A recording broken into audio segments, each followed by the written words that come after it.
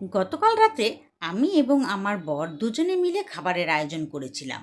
খাবারের আয়োজন হিসেবে ছিল খুদের ভাপা এবং চাপা শুটকির ভর্তা, যেটা কিনা ফেওয়া মাছের চাপা শুটকি। আমি রেঁধেছিলাম খুদের ভাপা আর সে করেছিল ভর্তা। একটি প্যানে আমি তেল গরম করে পেঁয়াজ কুচি, শুকনো মরিচ এবং আস্ত রসুন দিয়ে ভালো করে ভেজে নিয়েছি।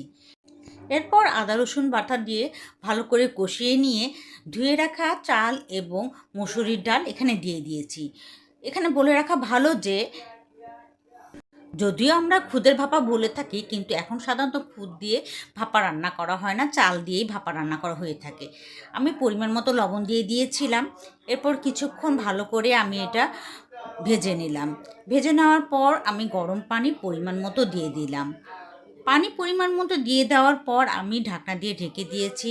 কিছুটা সময় ঢাকনা দিয়ে ঢেকে দেওয়ার পর যখন দেখলাম যে পানি শুকিয়ে আসছে, তখন আমি খাবারটি ভালো করে উল্টিয়ে দিলাম।